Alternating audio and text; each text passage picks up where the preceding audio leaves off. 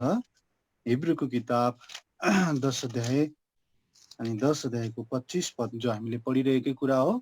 हामीलाई थाहा छ यो पद, अनि यही पढिरहेकै कुराबाट केही परमेश्वरको विचारलाई हेर्ने परमेश्वरले मलाई बोझ दिनुभएको हुनाले हामी यसबाट केही परमेश्वरको विचारहरू हेर्नेछौँ।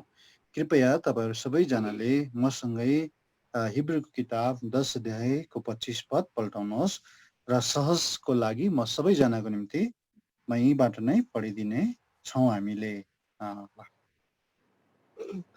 र कसैको आदत भए चाहिँ हामी एक ठाउँमा भेला हुन नछोडौँ, तर एक अर्कालाई उत्साह दिँदै रहौँ, अनि त्यो दिन जति नजिक नजिक आउँदै गरेको तिमीहरू देख्छौ उति नै बेसी हामी यसो गर्ने गरौँ। त प्रभुको वचन पढाइमा प्रभुले हामीलाई सहायता गर्नुभएको होस्। हामी वचन अगुवाईको निम्ति प्रभुसँग हामी सहायता माग्नेछौँ। कृपया तपाईँ जहाँ हुनुहुन्छ तपाईँले पनि तुच्छलाई प्रार्थनामा सहायता पुर्याउनुहोस्।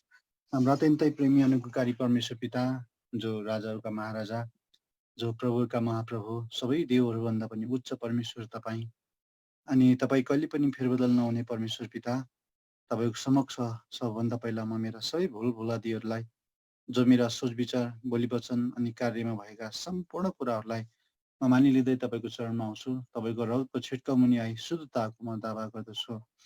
तपाईँको वचन लिएर तपाईँको लोकहरूको सँग पस्कन त्योमा ममा त्यो किसिमको योग्यता ममा छैन। म एउटा कमजोर मानिस हुँ र एउटा दुर्बलमा मानिस हुँ, यो कुरालाई म स्वीकार गर्छु।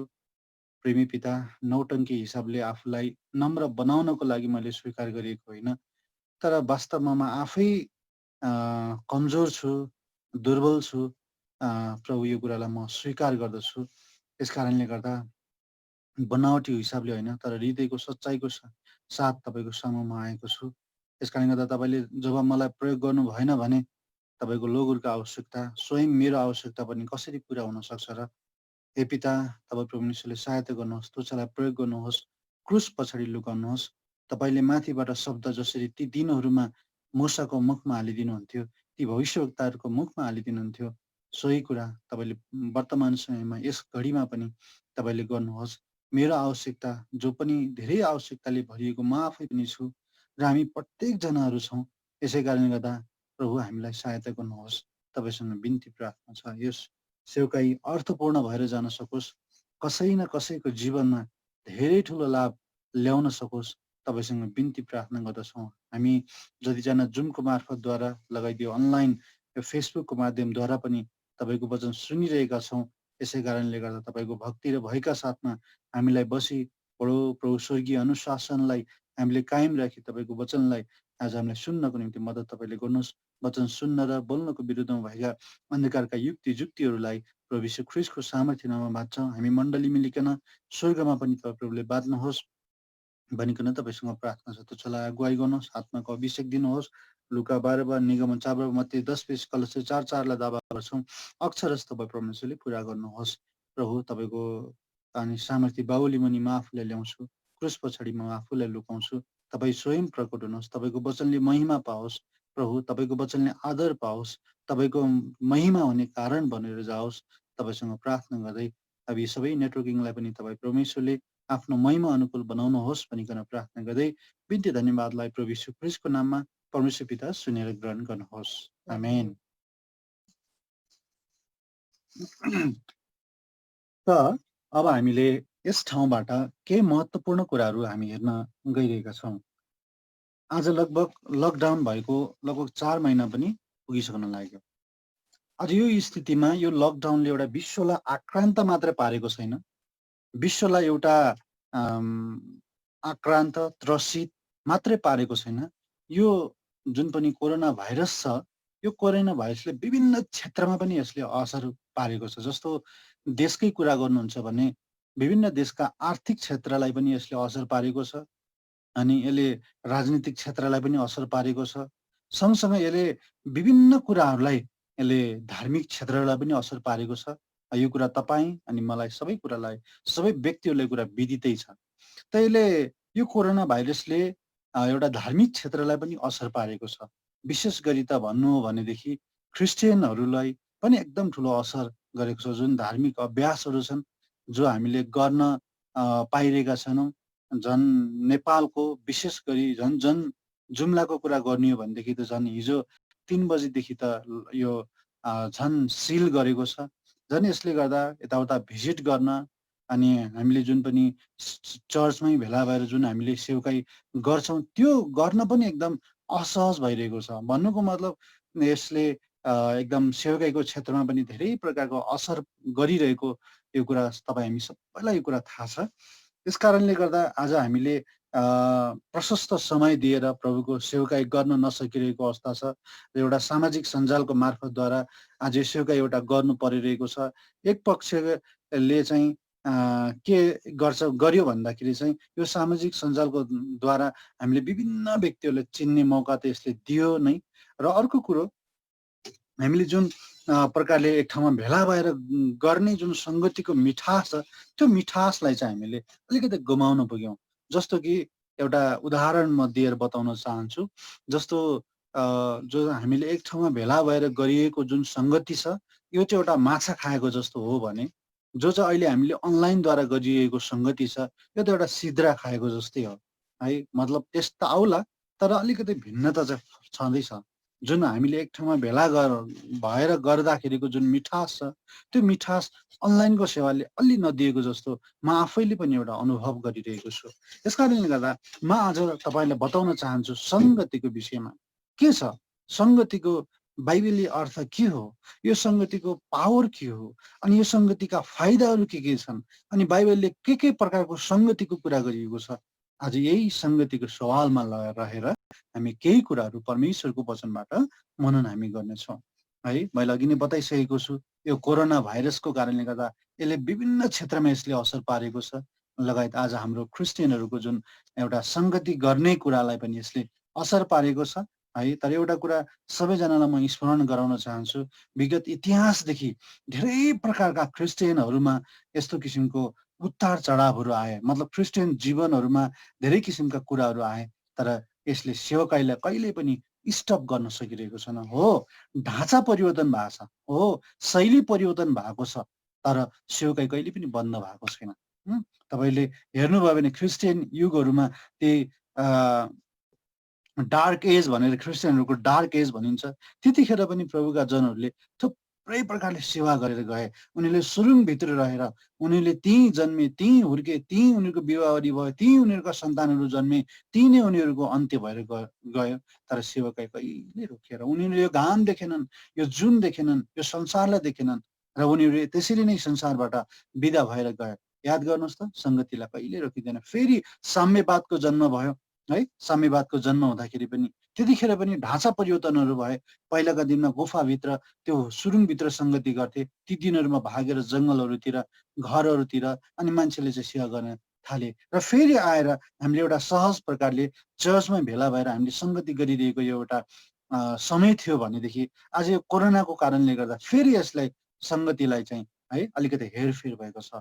म फेरि तपाईँलाई दोहोऱ्याउन चाहन्छु तपाईँहरूको बिचमा के कुरा भन्दाखेरि आज धेरै यस्ता सङ्गतिलाई अवरोध दिने चिजहरू आए, सङ्गतिका ढाँचा परिवर्तनहरू भएका छन्, तर सङ्गति कहिल्यै स्टेप भएको छैन। यो हुँदैन पनि, यो असम्भव कुरा हो है। यस कारणले गर्दा यो सङ्गति चलिरहन्छ, भइरहेको छ, शैली परिवर्तन हुन्छ अनि ढङ्ग परिवर्तन होला, तर सङ्गति चाहिँ जहिले पनि चलिरहेको छ।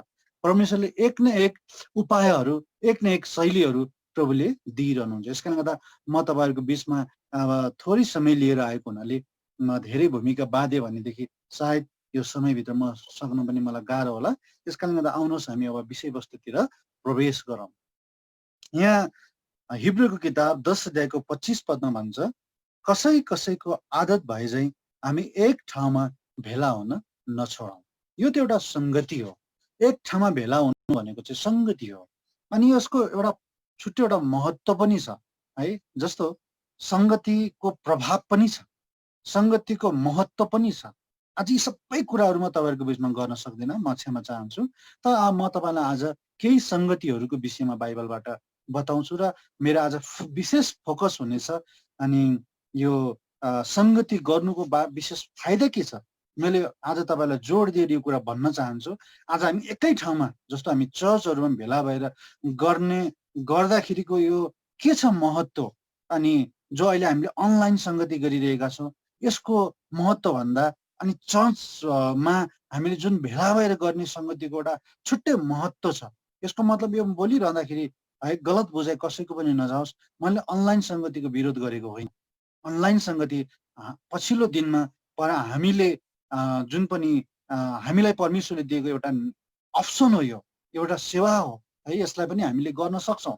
तर मेरो कुरा के हो भन्दाखेरि चाहिँ जुन हामीले चर्चमा भेला भएर गरिरहेको जुन सेवा छ नि, यो उसको म अलिकति मिठास त के हो त त्यो तपाईँहरूलाई म बताउन चाहन्छु। त्यसको मिठासलाई अलिकति तपाईँहरूलाई चखाउन चाहन्छु है, यो मेरो सानो कोसिस मात्र हो है। त यहाँ अहिले हामीले हेरेर गयौँ के भन्छ भन्दाखेरि चाहिँ अनि एक ठाउँमा भेला हुन नछोड। जस्तो मानौ यो 5वटा औँला छ, 5वटा औँला अहिले छुट्टा छुट्टै छ। अहिले हामी छुट्टा छुट्टै भए जस्तै यो छुट्टा छुट्टै छ। यो मानौ यतातिर गयो अनि यो यसरी आयो अनि यो यसरी आयो यसरी आयो, एकै ठाउँमा भयो भनेपछि यहाँ के निस्किन्छ? एउटा बल निस्किन्छ, पावर निस्किन्छ। त्यो एउटा संगति भनेको यस्तै पावर हो। संगति भनेको एउटा शक्ति हो। संगतिले चाहिँ तपाईँ र मलाई निर्माण गर्ने काम गर्दछ है। अब हामी यसलाई क्रमशः हेर्दैछौँ। त्यही भएर बाइबलमा हामीले हेऱ्यौँ भनेदेखि 4 प्रकारका संगतिको कुराहरू गरिएको छ। 4 प्रकारको संगतिको कुरा गरेको छ। पहिलो हामी सरस्वती पढ्छौँ, यो पहिलो कोरिन्थीको किताब 1 अध्यायको 9 पदमा भन्छ, त्यो चाहिँ ख्रीष्टको संगति भनेर भन्छ। पहिलो कोरिन्थीको किताब 1 अध्यायको 9 पदमा भन्छ ख्रीष्टको संगति। पहिलो कोरिन्थी 1 अध्याय यसको 9 पद, ख्रीष्टको संगति। परमेश्वर विश्वासयोग्य हुनुहुन्छ जसद्वारा तिमीहरू उहाँका पुत्र हाम्रा प्रभु येशू ख्रीष्टको संगतिमा बोलाइएका छौ। ख्रीष्टको संगतिमा तपाईँ र मलाई के गर्नुभएको छ? बोलाउनु भएको छ। अनि दोस्रो कोरिन्थीको किताब 13 अध्यायको हामीले यहाँ पढ्यौँ भनेदेखि 14 पदमा यहाँ चाहिँ भन्छ आत्माको संगति भनेर भनेको छ है। दोस्रो कोरिन्थी 13 अध्यायको यहाँ 14 पदले भन्छ प्रभु यीशु ख्रीष्टको अनुग्रह, परमेश्वरको प्रेम र पवित्र आत्माको संगति तिमीहरू सबैसँग रहन्। आमेन। हेर्नुहोस् त यहाँ आत्माको संगति भन्छ। अनि फिलिपीको किताब 3 अध्याय अनि 3 अध्यायको 10 पदले तपाईँले पढ्नुभयो भने त्यहाँ दुःखको संगति भनेर भन्छ है। 3 अध्यायको 10 पद पढिदिँदैछु। र उहाँको मृत्युसँग एक रूपको भएर म उहाँलाई उहाँको बौरी उठाएको सामर्थलाई र उहाँका दुःखहरूको संगतिलाई जान्न सकौँ। यो दुःखहरूको संगति है, यो उहाँको दुःख भनेको ख्रीष्टको दुःखहरूको संगति भनेर हामीले बुझ्नु जरुरी छ।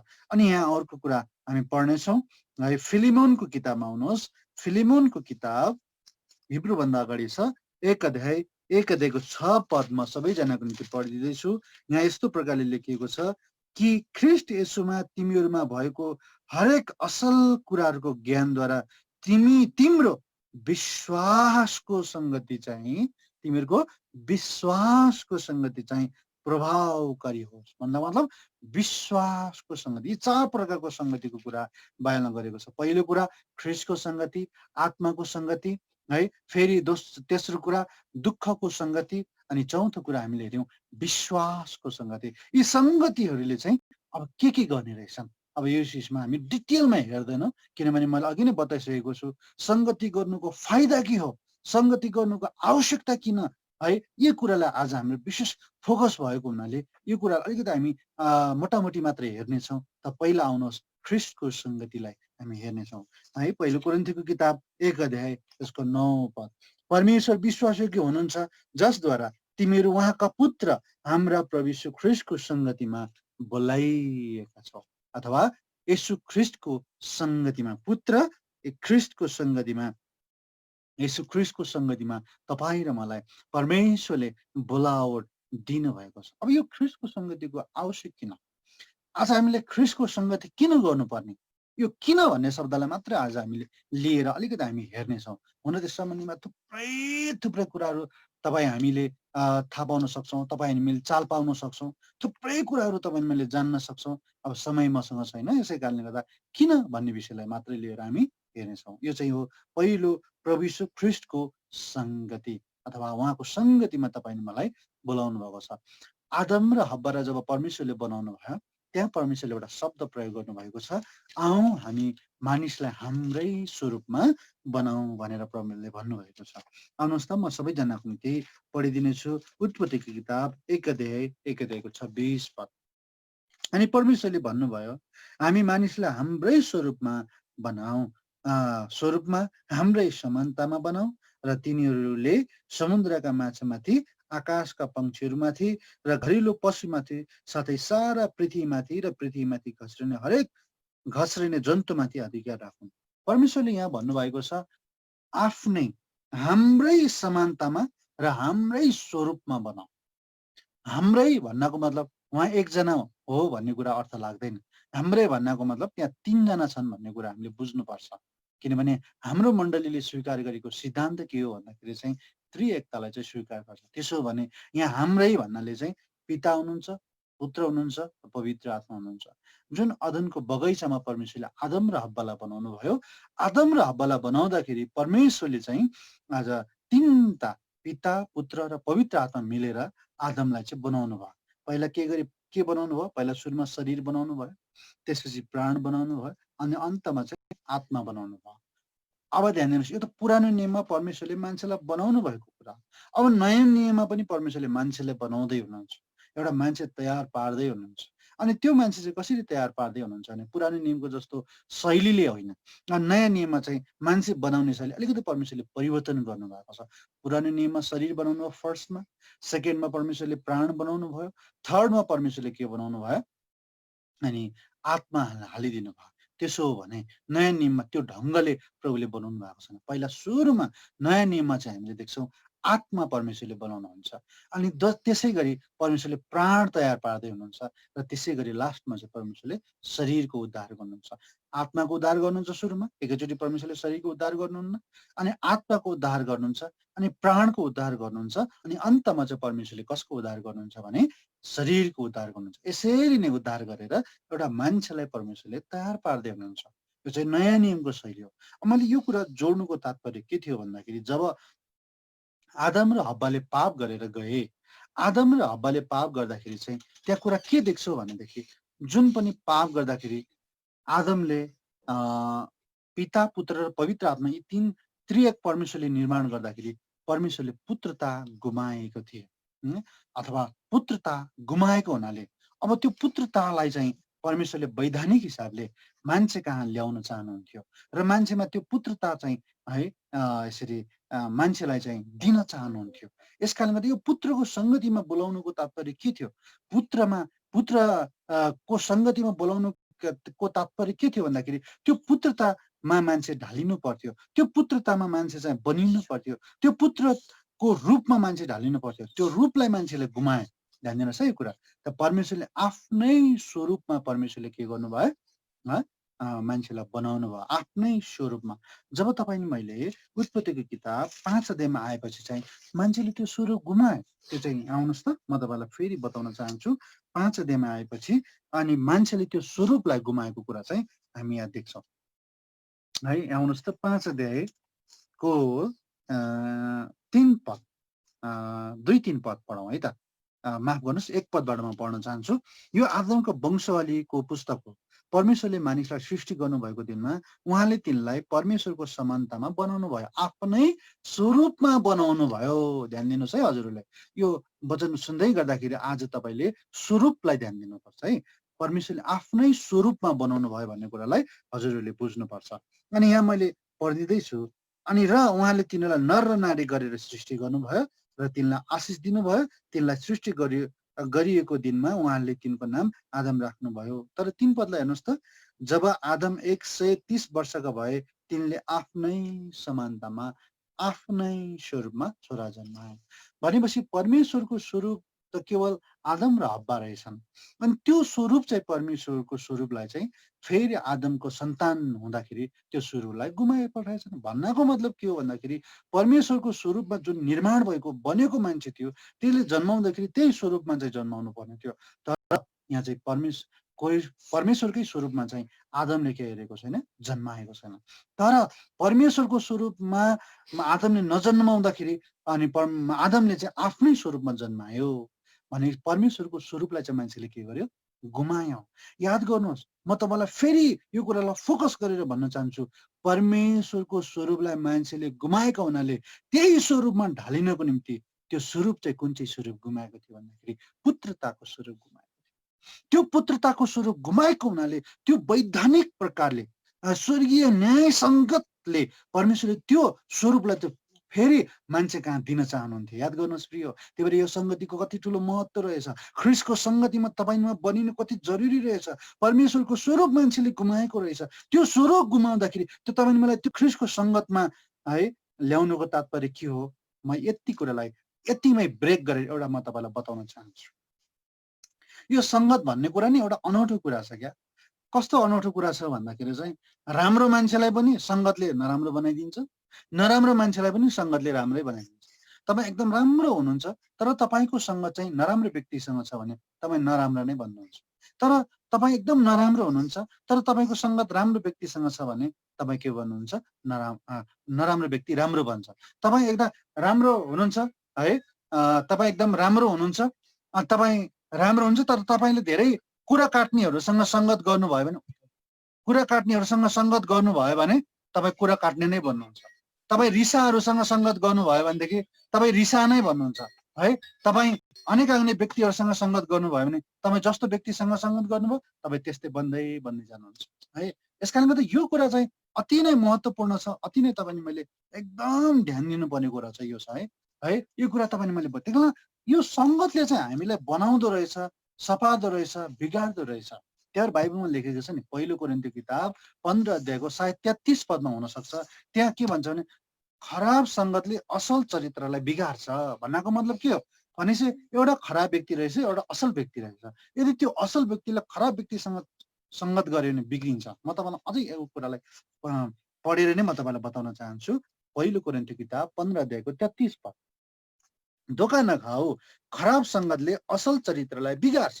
भनेपछि यो चरित्र बिगार्ने र सपार्ने भनेको चाहिँ सङ्गतको कारणले है। जब हामी असल व्यक्तिहरूसँग सङ्गत गर्छौँ हाम्रो चरित्र असल हुँदै जान्छ, खराब व्यक्तिहरूसँग सङ्गत गर्छौँ अनि हाम्रो चरित्र खराब हुँदै जान्छ। म तपाईँलाई कसैले भनेको कुरा म तपाईँलाई बताउन चाहन्छु। जब एउटा कोही प्रभुका दासहरूको सङ्गतमा कोही व्यक्तिहरू, कोही विश्वासीहरू लागिरह्यो भने के हुन्छ भने अटोमेटिकली उसको बोली वचन हावभावहरू त्यो प्रभुको दासहरूको जस्तै बन्दै जान्छ क्या। त्यसको प्रभाव के भन्दाखेरि सङ्गत हो। तर म तपाईँलाई एउटा कुरा बुझाउन चाहन्छु, एउटा कुरा म तपाईँलाई ध्यान के कुरामा दिएको म चाहन्छु भनेदेखि चाहिँ के कुरामा ध्यान दिएको चाहन्छु भन्दाखेरि तपाईँले कहिले याद गर्नुभएको छ मसँग यो सर्ट छ, यस्तो 10वटा सर्ट नराम्रो होस् अथवा मैलो होस्, फोहोर होस्, तर तपाईँले एउटा सर्टलाई राख्नुहोस् तर कहिल्यै पनि 10वटा सर्ट, फोहोर सर्टमा एउटा नयाँ सर्ट गयो भने कहिले पनि सबैलाई राम्रो बनाउँदैन। तर 10वटा सर्ट सफा छन्, एउटा फोहोर सर्ट हालिदिनुहोस् त, त्यहाँ राखिदिनुहोस् त, गनाउने सर्ट राखिदिनुहोस् त, सम्पूर्ण 10वटा सर्टहरूलाई के बनाइदिन्छ? गनाउने बनाउँछ। किन? यो इभिलको पावर हो क्या। यो इभिलको पावर कति छ भन्ने कुरा छ। यस कारणले त म तपाईँले यहाँ किन यो कुरा गरिरहेको हो भन्दाखेरि चाहिँ सङ्गतले चाहिँ मान्छेको चरित्र निर्माणहरू हुँदै गर्छ। असल मान्छेसँग सङ्गत गऱ्यो भने असल चरित्र बन्छौँ, नराम्रो व्यक्तिसँग सङ्गत गऱ्यो भने नराम्रो बन्दै जान्छौँ। हो, यो कुराले चाहिँ यो कुराद्वारा चाहिँ परमेश्वरले हामीलाई शिक्षा दिनुभएको छ। हेर, तिमी मसँग सङ्गत गर्यो भने, तिमी ख्रिस्टसँग सङ्गत गर्यो भने अदनको बगैँचामा जुन ख्रिस्टको स्वरूप गुमाएको थियो त्यो स्वरूपको चाहिँ फेरि तिमीले के गर्छौ? वापस पाउँछौ है। तिमीले ख्रिस्टसँगको सङ्गतद्वारा तिमीले वापस पाउँदै जान्छौ भन्न खोजेको थियो। आउनुहोस् त म तपाईँलाई यो कुरा बताउँछु है। रोमीको किताब 8 अध्यायमा आउनुहोस् है। रोमीको किताब 8 अध्यायमा आउनुहोस् है।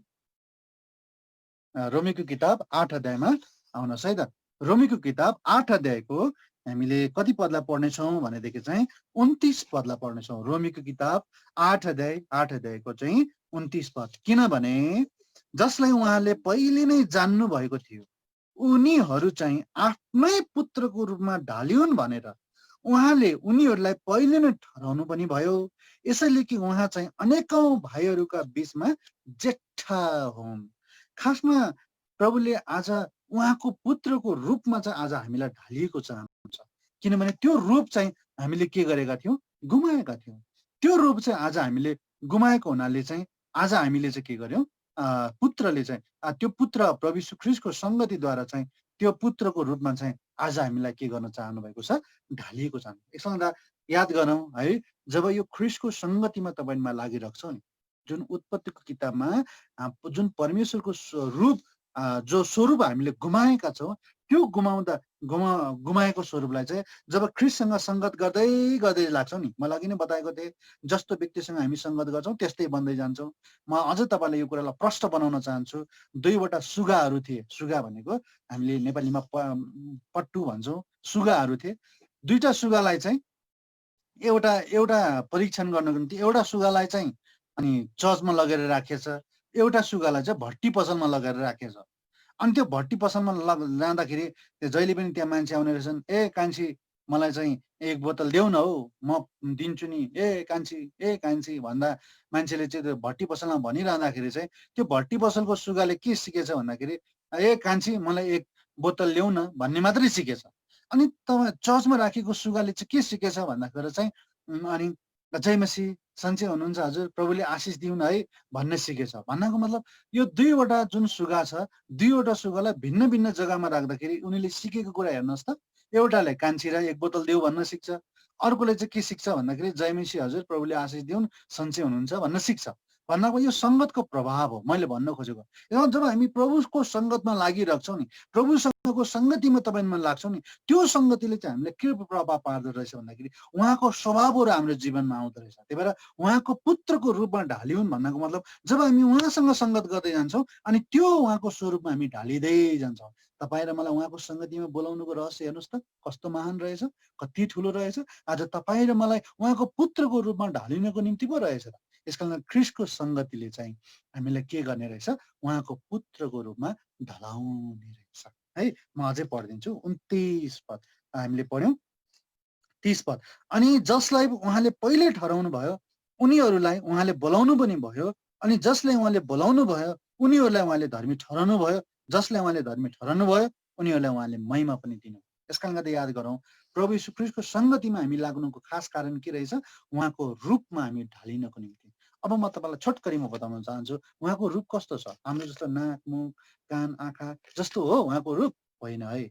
उहाँको रूप बाइबलले बताएको छ। पवित्रता चाहिँ उहाँको रूप हो, धार्मिकता चाहिँ उहाँको रूप हो। यस्तो पो हो त्यो रूप। जब हामी उहाँको सङ्गतिमा लाग्दै जान्छौँ, ख्रीष्ट येशूको सङ्गतिमा तपाईँमा लाग्दै जान्छौँ, हेर्नुहोस् त, तपाईँमा उहाँको रूपमा हामी ढालिँदै जान्छौँ। प्रभुको वचनले बताउँछ एफिसीको किताब 4:24 पदमा, अनि नयाँ मान्छेलाई पहिर जो चाहिँ परमेश्वरको स्वरूप अनुसार भन्छ। हेर्नुहोस् त, परमेश्वरको स्वरूप अनुसार धार्मिकता र साँचो पवित्रतामा सिर्जिएको छ। त्यही भएर यी दिनहरूमा मान्छेले पवित्रता गुमाएका छन्, धार्मिकता गुमाएका छन्। हेर्नुहोस् न जहीँ तहीँ है, जहीँ तहीँ तपाईँले हेर्नुहोस्, पवित्रता भन्ने कुरा देखिँदैन, धार्मिकता भन्ने कुरा देखिँदैन। त्यहाँ सबै कुरामा मान्छेमा एकदम त्यहाँ चाहिँ अनेक कुराहरू हामी देखिरहेको छ। यस कारणले गर्दा याद गरौँ, तपाईँ मेरो जीवनमा पनि हामीले यो कुरालाई बुझ्नु जरुरी छ। यो कुरालाई तपाईँले मैले ध्यान दिनु जरुरी छ। के कुरा भन्दाखेरि आज तपाईँमा यो पवित्रता, यो धार्मिकता तपाईँ मेरो जीवनमा हुनुपर्छ। आज हेर्नुहोस् त, आज हाम्रो जीवनमा पवित्रता, धार्मिकता अनि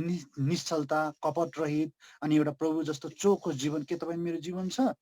त्यस कारण हामीलाई ख्रीष्ट येशूको सङ्गति हुन आवश्यक छ। जब हामी ख्रीष्ट येशूको सङ्गतिमा लाग्दै जान्छौँ, सङ्गतिमा बनिँदै जान्छौँ, अनि त्यो प्रभुको जस्तो चरित्र छ, प्रभुको जस्तो स्वभाव छ, त्यो स्वभाव तपाईँ मेरो जीवनमा के गर्दै जान्छ, आउँदै जान्छ।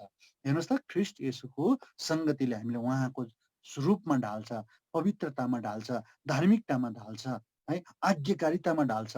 यस्तो पो रहेछ त ख्रीष्ट येशूको सङ्गति। अब आत्माको सङ्गतिको हेर्नेछौँ है। आउनुहोस् दोस्रो कोरिन्थी 13:13 14 पद। दोस्रो कोरिन्थी 13:13 14 पद यहाँ भन्छ, एकैछिन ल, दोस्रो कोरिन्थी 13:14 पद यहाँ बताएको छ, प्रभु येशू ख्रीष्टको अनुग्रह, परमेश्वरको प्रेम र पवित्र आत्माको सङ्गति तिमीहरू सबैसँग रहन्। पवित्र आत्माको सङ्गति, यो पवित्र आत्माको सङ्गतिको आवश्यक किन है? अघि नै मैले बताएँ ख्रीष्ट येशूको सङ्गतिको आवश्यकता किन? किनभने हामी उहाँको रूपमा ढालिनुपर्छ। त्यो रूप चाहिँ के रहेछ? पवित्र रूप, उहाँको धार्मिकताको रूप। त्यो रूपमा तपाईँ म ढालिँदै जान्छौँ जब उहाँको सङ्गतिमा लाग्छौँ।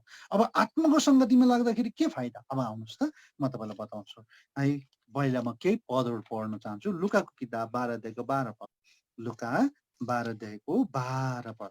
यहाँ म तपाईँलाई एउटा महत्त्वपूर्ण कुरा बताउन चाहन्छु, किनभने तिमीहरूले के भन्नुपर्छ सो पवित्र आत्माले तिमीहरूलाई त्यही घडी सिकाउनुहुन्छ। यो पवित्र आत्माले तपाईँले मलाई के गर्नु हुँदो रहेछ, सिकाउनु पो हुँदो रहेछ, टिच गर्नु हुँदो रहेछ, सिकाउनुहुन्छ है। अर्को कुरा यहाँ आउनुहोस् त, पहिलो कोरिन्थीको किताब 2 अध्यायमा आउनुहोस्। पहिलो कोरिन्थीको किताब 2 अध्यायको 13 पद। पहिलो कोरिन्थी 2 अध्यायको 13 पद हेर्नुहोस् त। अनि ती कुराहरूलाई मानिसहरूको बुद्धिले सिकाएका शब्दहरूमा होइन, तर पवित्र आत्माले सिकाउनु भएको शब्दहरूमा आत्मिक कुराहरूसँग तुलना गर्दै हामी पनि बताउँछौँ। भन्नको मतलब यो पवित्र आत्माले चाहिँ एकदम आत्मिक कुराहरू सिकाउनु हुँदो रहेछ, आत्माका कुराहरू सिकाउनु हुँदो रहेछ। अनि अर्को कुरा हामी हेर्नेछौँ, पहिलो यूहन्नाको किताब 2 अध्यायको 17 पद। जुन अभिषेक तिमीले पाएका छौ त्यो अभिषेकले नै तिमीलाई के गर्नेछ, सबै कुराहरू सिकाउनुहुन्छ। र कसैले तिमीलाई के गर्नु जरुरी छैन, सिकाउनु चाहिँ दरकार छैन भन्ने कुरा चाहिँ हामीले यहाँ देख्छौँ। पहिलो यूहन्नाको किताब 2 अध्याय यसको 27 पद। तर जुन अभिषेक तिमीहरूले उहाँबाट पाएका छौ त्यो तिमीहरूमा रहिरहन्छ। कुनै मानिसले तिमीहरूलाई सिकाउने खाँचो छैन, तर जसरी यही अभिषेकले तिमीलाई सबै कुराको विषयमा सिकाउँछ त्यो सत्य हो अनि झुटा होइन।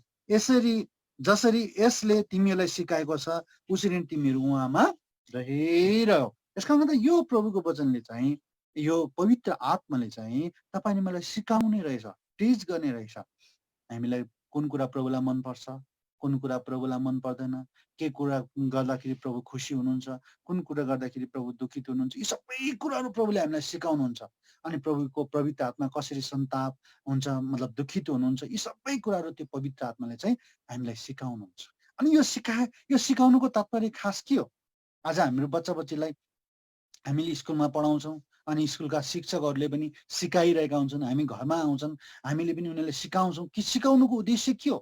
ताकि भविष्यमा उनीहरूले केही गरून्, केही जीविकोपार्जन गर्नु पनि उनीहरूलाई सहज केही होस्, केही तिनीहरूको ज्ञान बढोस्, आदि इत्यादि थुप्रै कुराको विषयलाई लिएर हामी मनमा राखेर हामीले सिकाउने काम गर्छौँ।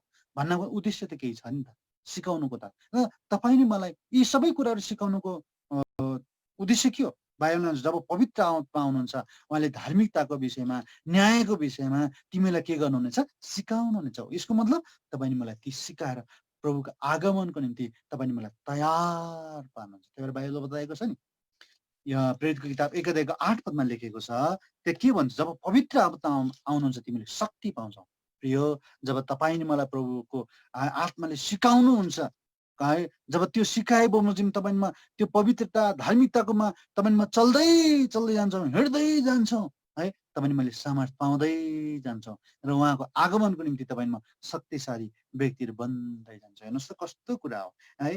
प्रेरितको किताब 1 अध्यायको 8 पदमा यहाँ यस्तो कुरा गरेको छ, तर पवित्र आत्मा तिमीहरूमाथि आउनु भएपछि तिमीहरूले सामर्थ पाउनेछौ। यति नै राख्छौ, सामर्थ पाउनेछौ। त्यही पवित्र आत्मा आउनुहुन्छ नि, हामीलाई शक्ति दिनुहुन्छ प्रभुको वचन अनुसार गर्न, प्रभुको वचन अनुसार चल्न, प्रभुको वचनलाई सिरोपर गरी प्रभुको वचन अनुसार गर्न तपाईँले मलाई उहाँले के गर्नुहुन्छ, शक्ति दिनुहुन्छ है। अनि अर्को कुरा है, जब पवित्र आत्मा हामीले पाउँछौँ नि, बाइबलले बताएको छ उहाँले चाहिँ हामीलाई के गर्नुहुन्छ भन्छ, अनि प्रेमहरू खनाइदिनुहुन्छ। त्यही भएर जब हामीले यो पवित्र आत्माको सङ्गतिमा लागिरहेछौँ नि है, यो सङ्गतिमा लागिराखेपछि चाहिँ हामीले के कुरा देख्दछौँ भनेदेखि चाहिँ प्रेम पनि हामीले पाउँदै जान्छौँ। जब तपाईँले मेरो जीवनमा प्रेम हुन्छ नि, अनि यो प्रेम आइसकेपछि चाहिँ हामीले के देख्छौँ भन्दाखेरि नि, भाइ भाइलाई हामीले प्रेम गर्न सिक्छौँ है, हामीले एकले अर्कालाई प्रेम गर्न सिक्छौँ, एकले अर्कालाई हामी आदर गर्न सिक्छौँ। हो, यो कुरा पो छ त। रोमियो किताब 5 अध्यायको 5 पदमा यो कुरा लेखिएको छ। यसकारणले गर्दा याद गरौँ है, यो चाहिँ पवित्र आत्माको सङ्गति। ख्रिस्टको सङ्गतिले के गर्दो रहेछ, उहाँको रूपमा हामीलाई ढलाउँदो रहेछ। पवित्र आत्माको सङ्गतिले के गर्दो रहेछ हामीलाई, बाइबलमा बताएको छ। बाइबल अहिले हामीले हेऱ्यौँ, पवित्र आत्माले सिकाउँछ, त्यो सिकाएर हामीलाई तयार बनाउँदो रहेछ। ल है, तयार बनाउने काम गर्छ। अब हामी हेर्छौँ दुःखहरूको सङ्गति। दुःखहरूको सङ्गति किन गर्न आवश्यक छ, यसले के गर्दछ, अब हामी हेर्नेछौँ किन दुःखहरूको सङ्गति। बाइबलमा बताएको छ, पहिलो पत्रुस 4 अध्यायको 15 पदमा बताएको छ, मान्छेले दुःख 2 प्रकारले भोग्छ भन्ने। पहिलो आफ्नै कारणले गर्दा मान्छेले दुःख भोग्छ, दोस्रो प्रभुको खातिर चाहिँ मान्छेले दुःख भोग्छ। पहिलो पत्रुस 4 अध्याय यसको म सबैजनाको निम्ति 15 र 16 पद पढ्दैछु। 15 पद चाहिँ कि मान्छे आफ्नै कारणले गर्दा दुःख भोग्छ, 16 पद चाहिँ परमेश्वरको खातिर मान्छेले दुःख भोग्छ। तर तिमीहरू मध्ये कसैले पनि हत्यारा वा चोरी वा कुकर्मी वा अर्काको काममा हात हाल्ने भइकन दुःख नभोगोस्। भन्नको मतलब दुःख चाहिँ यो प्रकारले भोग्न मान्छेले भोग्दो रहेछ नि त होइन, पहिलो कुरा। अनि दोस्रो कुरा 16 पदमा के भन्छ भनेदेखि चाहिँ क्रिस्चियन भएको खण्डमा कसैले दुःख भोग्छ भने भन्ने कुरा बताएको छ।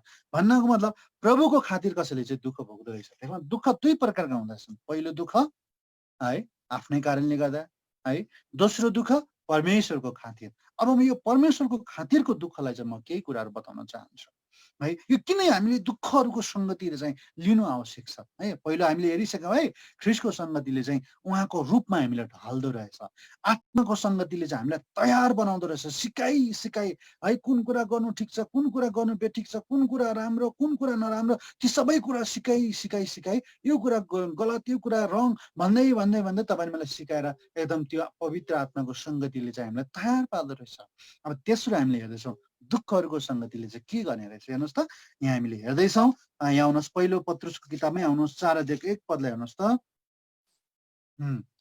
यसकारण ख्रिस्टले हाम्रो लागि शरीरमा दुःख भोग्नु भएको हुनाले तिमीहरूले पनि त्यही प्रकारको मन भएको हतियार भिर भनेर बताएको। मतलब प्रभु यीशु ख्रिस्टले शरीरमा दुःख भोग्नु भयो। अब दुःख भोग्दाखेरि प्रभुले आज्ञा पालन गर्न सिक्नुभयो। दुःख भोग्दाखेरि मान्छेले पाप गर्न छोडेको हुन्छ भनेर मैले पोइन्ट बनाएको छुइनँ। त्यो बोल्नु दुःख किन भोग्नु पर्यो, दुःख भोग्दा के फाइदा हुन्छन् भन्न थाल्यो भने थुप्रै कुराहरू छ। अब त्यहाँ तपाईँले आफ्नो व्यक्तिगत समयमा यो कुरालाई अध्ययन गर्नु होला है। मैले आज के कुरामा तपाईँलाई बताउँदैछु भन्दाखेरि प्रभु यीशु ख्रिस्टले दुःख भोग्नु भयो। त प्रभुको वचनले के भन्छ भने तपाईँ र मैले पनि दुःख भोग्नुपर्छ। आज हाम्रो विश्वासी जीवनमा चाहिँ दुःख चाहिँ हामीले भोग्न सिक्नुपर्ने छ। प्रभुले भन्नुहुन्छ त्यही प्रकारको मन भएको तिमीले हतियार भएको, के अरे यहाँ भन्छ हतियार भिर भनेर भन्छ। त्यो दुःख भोग्ने मन भएको हतियार आज तपाईँ र मैले भिर्नुपर्छ। थाहा छ तपाईँलाई, म एउटा कुरा बताउँछु। हिब्रू किताब 11 अध्यायमा लेखेको छ, त्यो मोसालाई चाहिँ एकदम मोजमजा थियो क्या, एकदम मोजमजा थियो। तर मोसाले के गरे, दुःखलाई रोजे भनेर लेखेको छ होइन। यहाँ आउनुहोस् त, दुःखलाई रोजे भनेर लेखेको छ। हिब्रूको किताब 11 अध्यायको हामी हेर्नेछौँ। 11 अध्यायको एकछिन ल, यहाँ बताएको छ कति पदमा भने 25 पदमा रहेछ।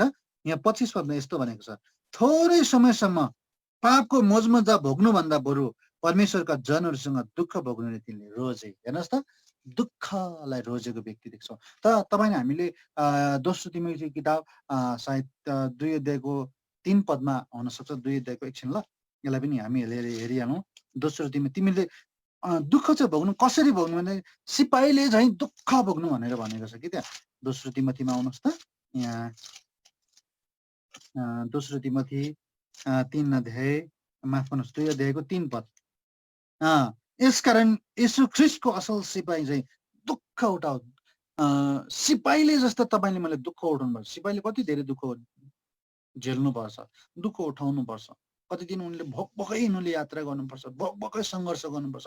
झन् लडाइँ भइदियो भने कति धेरै दुःख हुन्छ है। त्यस कारण जब मैले दुःख पाउँछु म सम्झन्छु त्यो सिपाहीले। यदि म साँच्चै नै ब्रिटिस आर्मी भइदिएको भए त साँच्चै नै म त यो दुःखलाई त सजिलै पचाउनु पर्ने थियो, सहजै मैले यो कुरालाई अपनाउनु पर्ने थियो, आत्मसात गर्नुपर्ने थियो भन्ने जस्तो लाग्छ मलाई। त्यस कारणले गर्दा त्यही भएर त म दुःखहरूमा पर्दाखेरि म त्यति साह्रो आतिदिनँ, किनभने ख्रिस्टको सिपाहीले चाहिँ दुःख है मैले भोग्नु छ। अब म तपाईँलाई बताउँछु, प्रभुले शरीरमा दुःख भोग्नु हो, शरीरको हामीले पनि दुःख भोग्ने मन चाहिँ हुनुपर्छ है भन्ने कुरा मैले तपाईँलाई बताएँ।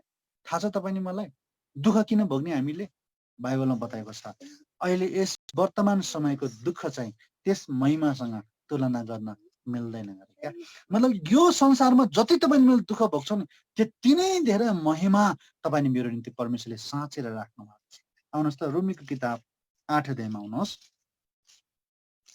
रोमीको किताब 8 अध्याय, एकछिन ल, रोमीको किताब 8 अध्यायको 17 अनि 18 पद, माफ गर्नुहोस् एकचोटि 17 पद म पढिदिँदैछु अनि 18 पद पनि। अनि सन्तान हौ भने हकवालाहरू पनि हौ, साँच्चै परमेश्वरका हकवालाहरू र ख्रिस्टसँग साझा हकवालाहरू छौँ। हरू उहाँ सँगसँगै हामीले दुःख भोग्यौँ भने चाहिँ उहाँ सँगसँगै हामीले महिमा पाउनेछौँ। बुझ्नु हुँदैछ? यो दुःखको सँग त्यही भएर फिलिप्पीको किताब 3 अध्यायको 10 पदमा पावलले भन्छ नि उहाँको दुःखको सङ्गतिलाई जान्न सको। त्यसको मतलब के रहेछ? हेर्नुहोस् त त्यो महिमा तपाईँले मैले पाउने रहेछौँ। त्यही भएर दुःखको सङ्गतिमा जानु। त्यही भएर आज तपाईँ दुःखित हुनुहुन्छ, तपाईँ परिवारबाट हेलित हुनुहुन्छ, तपाईँ आफन्तले तपाईँलाई हेला गरिरहेका छन्, तपाईँ विदेशी भूमिमा भएर पनि तपाईँको पारिवारिक तनाव तपाईँले बेहोरिरहनु भएको छ। याद गर्नुहोस् तपाईँ र मैले आज तपाईँमा यो जति पनि अफलाइनमा सुनिरहेका छौँ, आज फेसबुकको माध्यमबाट सुनिरहेका छौँ, तपाईँ दुःखमा भएर गइरहनु भएको छ, तपाईँको पारिवारिक समस्यामा बाटो भएर तपाईँ गइरहनु भएको छ है। याद गर्नुहोस् तपाईँ ख्रिस्टको खातिर हो यो फेरि तपाईँ आफ्नै कारणले गर्दा यदि तपाईँले दुःख भोग्नु भयो भने यसमा मेरो भन्नु केही छैन। तर तपाईँले ख्रिस्टको खातिर तपाईँले प्रभुलाई पछ्याएकै कारणले गर्दा प्रभुको पछाडि लागेकै कारणले गर्दा तपाईँलाई चाहिँ सतावट गरिरहेका छन्, तपाईँलाई दुःख दिइरहेका छन् भने याद गर्नुहोस् तपाईँको निम्ति महिमा परमेश्वरले साँचेर राख्नु भएको छ। यहाँ भन्छ है उहाँसँग दुःख भोग्यो भनेदेखि चाहिँ उहाँसँगै हामीले महिमा पाउनेछौँ। 18 पदले भन्छ किनकि म ठान्दछु यस वर्तमान समयका दुःख कष्टहरू त्यस महिमासँग तुलना गरिने योग्यका छैनन् जो चाहिँ हामी माथि के हुनेछ प्रकट हुनेछ। यसकारण गर्दा याद गर्नुहोस् त प्रिय यो कति महत्त्वपूर्ण कुरा छ। यो कति तपाईँले मैले बुझ्नु र तपाईँले मैले एकदम ध्यान पुर्याउनु पर्ने कुरा छ। यस कारण यो कुरा चाहिँ बहुत इम्पोर्टेन्ट छ है। यस कारण यो कुरालाई चाहिँ तपाईँले मैले बुझ्नु जरुरी छ। यस कारण यो दुःखको सङ्गतिले चाहिँ तपाईँले मलाई महिमा एउटा दिने रहेछ, एउटा पुरस्कार दिने रहेछ भनौँ न, एउटा पुरस्कार तपाईँले मलाई दिँदो रहेछ। त्यसमा जब तपाईँले मैले दुःख जति धेरै भोग्छौँ त्यति धेरै तपाईँले मेरो निम्ति महिमा रहेछ। त्यस कारण ख्रिस्टको सङ्गतिले चाहिँ उहाँको रूपमा ढाल्दो रहेछ अनि आत्माको सङ्गतिले चाहिँ हामीलाई तयार पार्दो रहेछ अनि दुःखहरूको सङ्गतिले चाहिँ हामीलाई महिमा हामीलाई दिँदो रहेछ, पाउँदो रहेछ। अब अर्को कुरा विश्वासको सङ्गति फिलेमोनको किताब 1 अध्याय त्यसको 6 पद। फिलेमोनको किताब 1 अध्यायको 6 पद। फिलेमोनको किताब 1 अध्यायको 6 पद है। यहाँ यस्तो लेखेको छ कि ख्रिस्ट येशूमा तिमीहरूमा भएको हरेक असल कुराहरूको ज्ञानद्वारा तिम्रो विश्वास, म माफ गर्नुहोस् अलिकति यो कुरालाई बुझ्नको निम्ति चाहिँ म माथिबाट नै पढिदिनेछु, 5 पदबाट नै पढिदिनेछु। प्रभु येशू प्रति सबै पवित्र जनहरूपट्टि भएका तिम्रा प्रेम र विश्वासको विषयमा सुनेर भनेपछि यस ठाउँमा भएको विश्वासीहरूको विषयमा विश्वासको विषयमा चाहिँ सुनेको रहेछ। मतलब यो फिलेमोनको विषयमा चाहिँ पावलले कैदी अवस्थामा पनि सुनेका थिए है। अब यहाँबाट हामीले के कुरा बुझ्न सक्छौँ भन्दाखेरि चाहिँ सधैँभरि म तिमीलाई सम्झना गर्दै मेरा परमेश्वरलाई म धन्यवाद चढाउँछु कि ख्रिस्ट येशूमा तिमीहरूमा भएको हरेक असल कुराको ज्ञानद्वारा तिम्रो विश्वास को सङ्गति चाहिँ प्रभावकारी होस् भनेर यहाँ बताएको छ।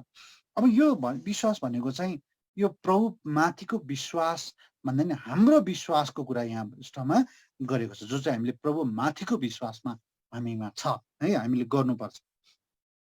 त्यस कारणले गर्दा यो विश्वासको विषयमा चाहिँ हामीले के छ, यो विश्वासको सङ्गति किन गर्नु पर्यो? त्यसलाई जब हामी विश्वासीहरूमा किन यो सङ्गति गर्नु आवश्यक छ त यहाँ हामीले यो कुरा देख्छौँ कि आज हामीले यो कुरा हामीले बुझ्नु पर्दछ कि चाहिँ यो विश्वासको सङ्गति चाहिँ प्रभावकारी होस् भनेर एक किसिमको चाहना यहाँ पावलले तिमीहरूको विश्वासको सङ्गति छ नि त्यो चाहिँ एउटा प्रभावकारी होस् भनेर यिनले यहाँ चाहिरहेका छन्। अब म तपाईँलाई अर्को कुरा बताउँछु। एफिसीको किताब 3 अध्यायमा आउनुहोस्।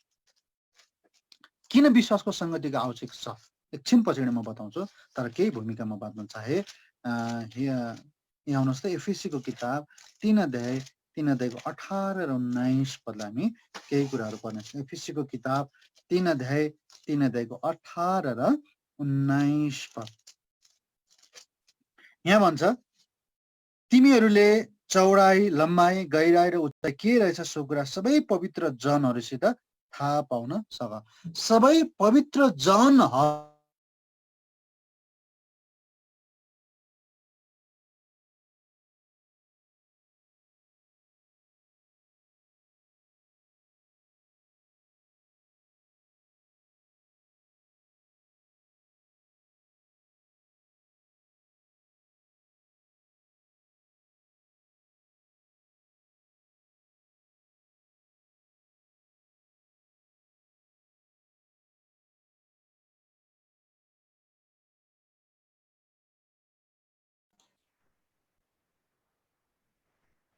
नेटमा कसो छ?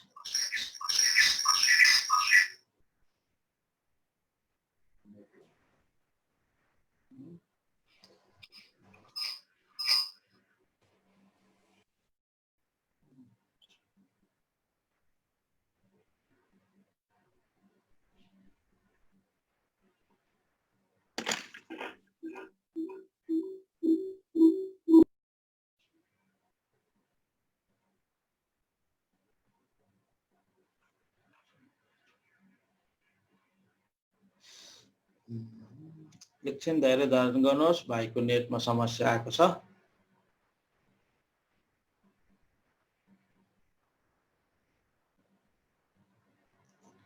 विश्वासको संगति हामीले गर्नुपर्छ है। विश्वास लिएर बस्नुहोस्, भाइ छिट्टै आउनुहुन्छ।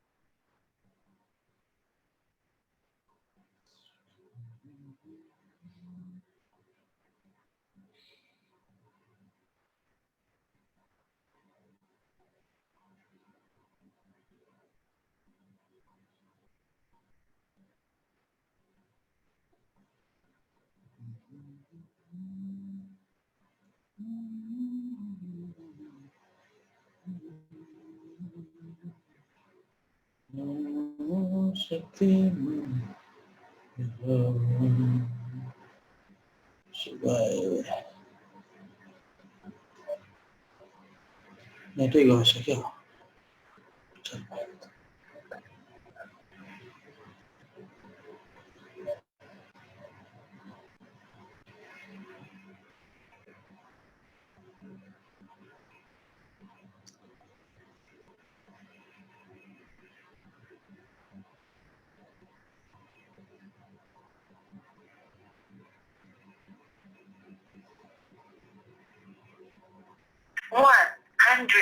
minutes 48 seconds available.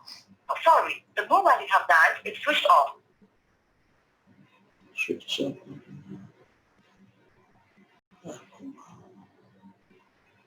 100 minutes 48 seconds available.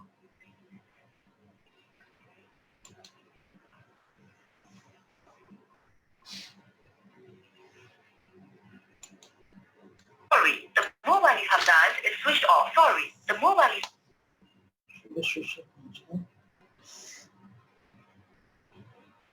100 minutes 48 seconds available.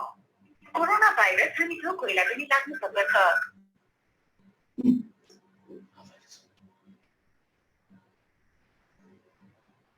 Mask लगाउँ र बेला बेलामा सेनिटाइजरको प्रयोग गरौँ. कुनै पनि स्वास्थ्य समस्या भएमा तुरुन्तै नजिकैको स्वास्थ्य संस्थामा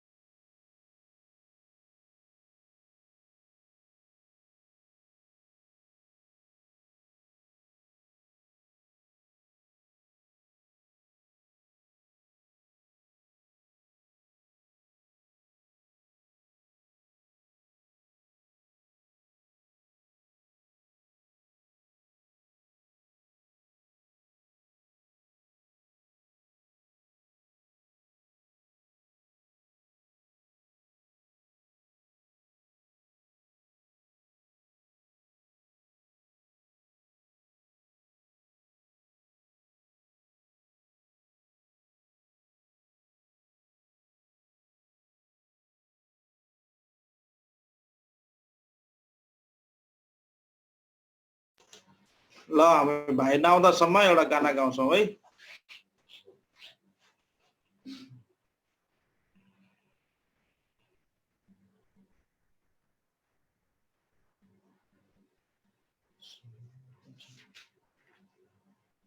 हेलो हजुर भाइ जयमसी पल भाइ जयमसी दाजु माफ गर्नुहोस् है यहाँ नेटवर्क गएछ क्या। ए हजुर हजुर मैले कल गर्दै स्विच अफ भन्दै थिएँ, त्यही भएर त्यही शङ्का लाग्दै। हुन्छ भाइ ल भिडियो दिनुहोस् के गर्नु फेरि जोइन हुनु दाजु? होइन भिडियो दिनुहोस् न। ए एकैछिन ल।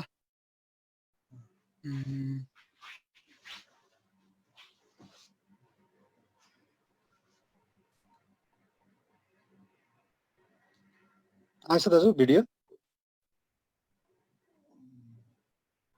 आइपुगेको छैन, म तपाईँलाई लिङ्क पठाउँछु है ल। होइन भयो होला दाजु, आयो होला। ल हस् हुन्छ भाइ सुरु गर्नुहोस् फेरि।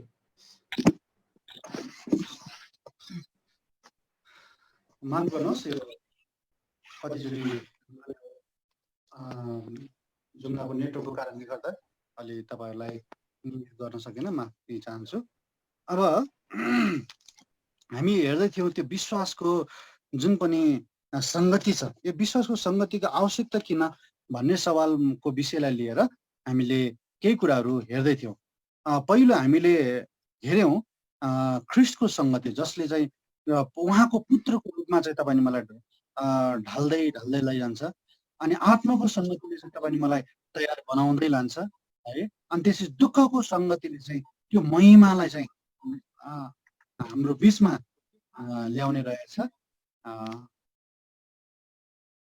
त्यस कारणले गर्दा यो कुरा चाहिँ अलिकति बहुत महत्त्वपूर्ण। अब हामीले विश्वासको कुरा हेर्दै थियौँ, यो विश्वासको जुन सङ्गति छ किन यो गर्नुपर्ने त, विश्वासको सङ्गतिको आवश्यकता किन भन्ने विषयलाई लिएर हामीले केही कुरा हेर्दै थियौँ। त याद गर्नुहोस्, म अब छोटकरीमा बताउन चाहन्छु। यो विश्वासको सङ्गतिले चाहिँ तपाईँ मलाई चाहिँ के गर्दछ भन्दाखेरि चाहिँ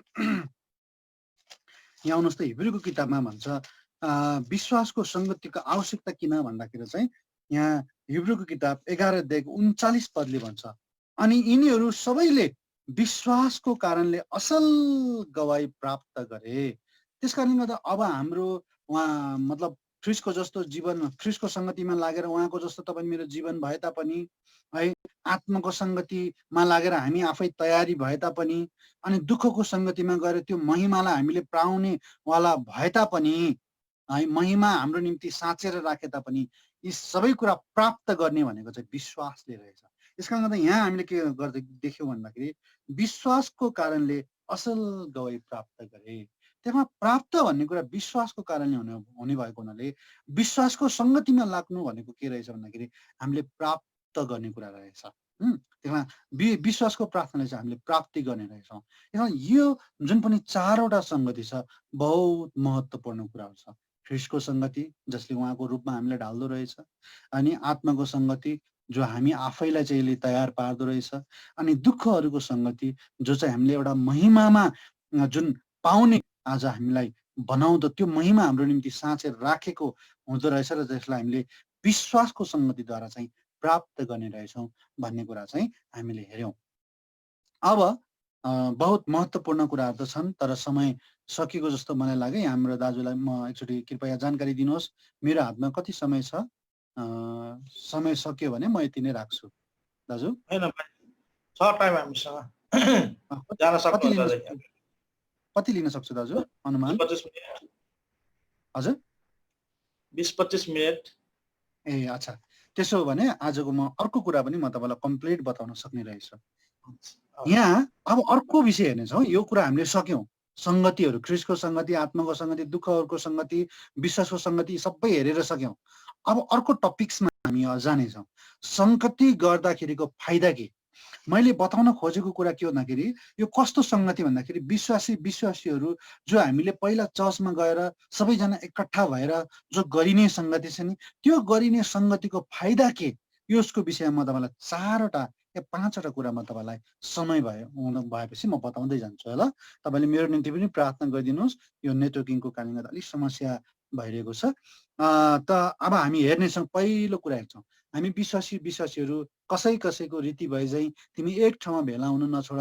त्यो विश्वासीहरूको सङ्गतिमा हामी लागिरहँदाखेरि वास्तवमा हामीलाई के फाइदा हुँदो रहेछ यो विषयमा चाहिँ अलिकति हामी हेर्नेछौँ। पहिलो कुरा आउनुहोस् त, अस्ति मैले पाठ मेरो आफ्नो व्यक्तिगत पाठ थियो, त्यो व्यक्तिगत पाठमा यो पद पढिरहँदाखेरि मेरो मनमा एकदम नयाँ ऊर्जा दियो क्या। त्यस कारणले गर्दा यहाँ आउनुहोस् त, लुकाको किताब, म तपाईँलाई आज त्यो कुरा पनि पढेर बताउन चाहन्छु। लुकाको किताब यसको 2 अध्याय हुनसक्छ। लुकाको किताब एकछिन है, माफ गर्नुहोस्, 1 अध्याय रहेछ।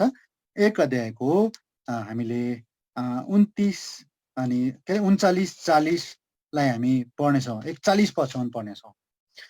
अनि ती दिनहरूमा मरियम उठेर हतार हतार पहाडी मुलुकमा यहुदाको एउटा सहरमा गइन्। मरियम चाहिँ गइन् अनि जकरियाको घरभित्र पसेर उनले एलिसिबालाई सलाम गरिन्। यहाँ 2 जनाको भेट भएको छ, 2 जनाको सङ्गति भएको छ। उनले भेट्नको निम्ति कहाँबाट उनी कहाँ पुगेकी छिन् त्यो सङ्गति यिनीहरूको बिचमा भएको छ। अब यहाँ सङ्गतिको प्रभाव कस्तो छ हेर्नुहोस् है त। अनि यस्तो भयो, जब एलिसिबाले मरियमलाई सलाम सुनिन्, मरियमको सलाम सुनिन्, तब तिनको गर्भको बालक उफ्रियो र एलिसिबा पवित्र आत्माले भरिन्। हेर्नुहोस् त, यो सलाममा अथवा नेपाली भाषाबाट भनौँ जय मसीह गर्दाखेरि पनि गर्भको बालक उफ्रेको छ अरे। अनि उनले पवित्र आत्माले भरिएकी छिन्। यो कस्तो प्रकारको सङ्गति हो? यही हो बाइबलले बताउन खोजेको सङ्गति, यही हो फाइदाको सङ्गति। चाहे तपाईँ अनलाइन हुनुहोस्, चाहे तपाईँले प्रत्यक्ष भेटेर गर्नुहोस्। याद गर्नुहुन्छ, जब विश्वासीहरूको सलाम जब तपाईँले सुन्नुहुन्छ नि, तपाईँको मनमा ऊर्जा, एकदम भित्रबाट ऊर्जा भरिएर आउँछ क्या, भित्रबाट शक्ति भरिएर आउँछ, भित्रबाट त्यो पवित्र आत्माको भरपुरीको महसुस तपाईँले गर्नुहुन्छ भनेदेखि चाहिँ तपाईँ के हुनुहुन्छ, यो एक अर्काको सङ्गतिमा तपाईँ जोडिनु भएको छ। म महत्त्व बताउँदैछु ल। यो एक अर्कासँग हामीले सङ्गति गर्दाखेरिको फाइदाहरू के हुन्? आउनुहोस् त, पहिलो फाइदा हेर्दैछौँ। त्यो चाहिँ हो, जब हामी एक अर्कासँग सङ्गति गर्छौँ तपाईँ नि मेरो हृदय शीतल हुन्छ क्या। आउनुहोस् त, यहाँ यो कुरा हामीलाई 2 तिमोथी किताब 1 अध्यायको 16 पदले बताउँछ। 2 तिमोथी 1 अध्याय त्यसको 16 पद। 2 तिमोथी 1 अध्यायको 16 पद। ओनेसिफोरसको परिवारलाई प्रभुले दया गरून्, किनभने तिनले मलाई बारम्बार शीतल पारे। हेर्नुहोस् त, र मेरा साङ्लाहरूसँग लजाएन। ओनेसिफोरसको घराना चाहिँ एउटा यस्तो घराना रहेछ जो पावललाई चाहिँ शीतल पार्ने घराना। यो सङ्गति होइन र प्रिय? यो कस्तो प्रकारको सङ्गति, जुन सङ्गतिले चाहिँ शीतल बनाउने रहेछ। म तपाईँलाई अझै यो कुरालाई बुझाउनको निम्ति एउटा उदाहरण दिन चाहन्छु। एकजना बाबु रहेछ, सानो बाबु, अनि उसको चाहिँ जेठो दिदी रहेछ। अनि त्यो बाबुले चाहिँ एउटा काम बिगारेको रहेछ। अनि त्यो काम के थियो भन्दाखेरि चाहिँ किचनमा आमाले एउटा घिउको बट्टा राखेको छन्, अनि त्यो घिउ चाहिँ चोरेर खान खोजेछ त्यो बाबुले। अनि त्यो चोरेर खाँदाखेरि चाहिँ खाना खोज्दाखेरि त्यो घिउको बट्टा समात्दाखेरि प्ल्याट्टै भुइँमा चाहिँ खसेछ। अनि खस्दाखेरि चाहिँ यो कुरा दिदीले देखेछ। अनि दिदी ला तँलाई म भनिदिन्छु, तेरो कुरा चाहिँ म मामुलाई भनिदिन्छु। आमालाई भनेपछि आमाले तँलाई गोद्नुन्छ, पिट्नुसम्म पिट्नुहुन्छ भनेपछि बिचरा आमा भनेपछि बिचरा त्यो बाबु त्यत्तिकै डराउने, त्यत्तिकै लुग काम, दिदी नभनिदियोस् है, नभनिदियोस् भन्न थाल्यो। अनि त्यो भनिसकेपछि चाहिँ त्यो दिदीले त्यस हिसाबले ब्ल्याकमेल गर्न थाले। जब उसलाई पैसा चाहिन्छ, भाइ मलाई पैसा ले, नै म दिन्न भनेदेखि, हेर अस्ति घिउ घोप्टाको सिसी फुटा लिएको थाहा छ तँलाई, म भनिदिन्छु तेरो के अरे म आमालाई भनिदिन्छु भनेर भन्दाखेरि चाहिँ ल हुन्छ भनेर दिँदो रहेछ। एकदम डरायो, मनमा बेचैन छ, चैन छैन, त्रास छ, शीतल छैन मन। अनि त्यसपछि चाहिँ एक दिनको कुरा, त्यो दिदी कहीँ अन्त बाहिर गएको थियो। अनि त्यसपछि चाहिँ ऊ घरभित्रै थियो। अनि घरभित्रै हुने बेलामा चाहिँ के भयो भन्दाखेरि चाहिँ घरभित्रै थियो त्यो। अनि त्यसपछि ठ्याक्क मम पनि आयो। मम्मी आइसकेपछि अरे मैले यहाँ घिउ राखेको थिएँ नि त, खै त। अनि त्यसपछि भनेपछि उता काट्न सुरु गरिहाल्यो। अब मम्मीले मलाई पिट्छिन्, किनभने दिदीले त्यही कुरा उसको दिमागमा भर्दैछ। मम्मीले त भाइ एकदम तँलाई बेसरी पिट्छिन् भनेर भनेपछि चाहिँ उसको दिमागमा त्यही परेको हुनाले चाहिँ अब मम्मीले पिट्छिन् भन्ने कुरा भयो। तर पिट्छिन् कि पिट्दैन उसलाई थाहा छैन। उसको दिमागमा दिदीले भरिदिएको हुनाले त्यही कुरा पेस्ट भएर बसेको छ त्यसको दिमागमा। अब काम्न सुरु गर्यो। अनि के भयो त, किन काम्यो, तैँले गरेथिस् क्या भनिदिएपछि त काम्न थालेपछि तैँले गरेथिस् कि भनेर आमाले यसै भनिदिनु भएको थियो। आमा मैले गरेको थिएँ भन्न थाल्यो। अनि हो तँलाई चोट त लागेन, त्यत्रो माथिबाट निकाल्दाखेरि सिसा फुट्यो क्या, खै कहाँ हो, अनि यस्तो यस्तो फुट्यो आमा, अनि मैले यस्तो यस्तो गरेर सबै कुरा भनेपछि त्यहाँ ल उसो केही छैन, चोट नलागे केही पनि भएन, छोडिदे, त्यस्ता कुरा अर्को लिएर अर्को पनि लिएर जान्छ, तँलाई केही भएन छ, ठिकै छ। अनि भनेको भए त हुन्थ्यो कि दिदीसँग मागे भए हुन्थ्यो कि मसँग मागे भए हुन्थ्यो भनेर भन्न थालिसकेपछि त्यो मान्छेलाई कति शीतल भयो क्या। आमाले त मलाई केही गर्नु भने क्या शीतल अलि महसुस गर्नुभयो हजुरले मैले यतिखेर भन्दा भन्दै। शीतल भनेको त्यो हो भनेपछि चाहिँ अनि पछि दिदी आइन्, ए भाइ मलाई चाहिँ यो ले भने, नाइ दिदी म दिन्न भने, साँच्चै तैँले दिन्नस् है, साँच्चै तैँले दिन्नस्, साँच्चै तैँले दिन्नस् भनेर भनिसकेपछि दिदीले त्यो कुरा गरिसकेपछि चाहिँ अनि त्यहाँ त्यो भाइले भन्छ, अब भन्ने भए भन्नुहोस् भनेर उसले एकदम आफ्नो थाइमा हिर्काउँदै भन्छ, लु भन्नुहोस् के गर्नु छ, म आमासँग पनि डराउँदिनँ भन्छ क्या। किनभने उसको हृदय त्यो आमाले बोलेको शब्दले शीतल भइसक्यो। प्रिय मित्रहरू, आज जतिले कुरा सुन्दै हुनुहुन्छ, आज तपाईँमा विश्वासीको सङ्गतमा जब तपाईँमा लाग्छौँ, त्यो सङ्गतिमा जब तपाईँमा बनिरहेका हुन्छौँ नि, त्यो शीतल तपाईँ मेरो जीवन हुन्छ है, तपाईँ मेरो जीवन शीतल हुन्छ। याद गर्नुहोस् त, यो कुरा हामीले चाल पाउनुपर्छ। के कुरा चाल पाउनुपर्छ भनेदेखि चाहिँ यहाँ आउनुहोस् त, अर्को कुरा पनि म तपाईँहरूको बिचमा पढेर सुनाउन चाहन्छु। पहिलो कोरिन्थीको किताब 16 अध्यायमा आउनुहोस् है, 16 अध्यायको अब यहाँ एकछिन ल, पहिलो कोरिन्थीको किताब 16 अध्याय, यहाँ 16 अध्यायको हामीले हेर्नेछौँ 18 पदलाई। पहिलो कोरिन्थी 16 अध्यायको 18 पदलाई हेर्नुहोस् त। किनभने तिनीहरूले मेरो र तिमीहरूको आत्मालाई शीतल पारिदिएका छन्, यसकारण यस्ताहरूलाई याद गर। कसलाई शीतल पारिदिए? अलिकति अब यो कुरालाई माथिबाट हेर्नेछौँ हामी है। 15 पद, हे भाइहरू म तिमीहरूलाई बिन्ती गर्दछु, तिमीहरू स्टिफनसको घरानालाई चिन्छौ, जो अखायाको पहिलो फल हो। तिनीहरूले पवित्र जनहरूलाई सेवाका निम्ति आफैलाई अर्पेका छन्। तिमीहरू यस्ताहरूको अधीनतामा बस है, हामीसँग काम गर्ने र मेहनत गर्नेहरूको हरेकको अधीनतामा बस। स्टेफनस, फोर्टुनाटुस, अखैकस यहाँ आएका छन्। म आनन्दित छु किनकि तिमीहरूको कमी तिनीहरूले पुरा गरिदिएका छन्, किनकि तिनीहरूले मेरो र तिमीहरूको आत्मालाई शीतल पारिदिएका छन्। बुझ्नु हुँदैछ? शीतल पानी को थिए? स्टिफनस थिए, अनि फोर्टुनाटस थिए, अखैकस थिए। तिनीहरूले के गरेका रहेछन् है? तिनीहरूले चाहिँ यहाँ पवित्र जनहरूको सेवा गरेर शीतल पारिदिएका छन्। तपाईँले पनि जब पवित्र जनहरूको सेवा गर्नुहुन्छ अनि तपाईँले पनि शीतल पार्ने काम गर्नुहुन्छ। मलाई याद आउँछ आजभन्दा धेरै वर्ष अगाडिको कुरा हो, जब म बिमारी भएर एकदम कोठामा लखतरान परेको थिएँ। म बुटोलमा थिएँ त्यतिखेर अब केवल सेवामा म गइरहेको थिएँ। त्यहाँ मेरो नचिने जानेको कोही पनि थियो, भर्खरै थिएँ, नयाँ नयाँ थिएँ, विश्वासीले पनि मलाई खासै चिन्दैन थिए। त्यतिखेर एक दिनको कुरामा एकदम बिमारी भएँ। अनि बिमारी भइसकेपछि एकजना दिदी आउनुभयो, जो दाजु तेज दाजुको श्रीमती हुनुहुन्छ। उहाँ आइसकेपछि अनि उहाँले मलाई त्यतिखेर है भाइ भनेर सम्बोधन गर्नुभयो। अनि मलाई चाहिँ उहाँले एकदम पानीपट्टि गरिदिनु भयो।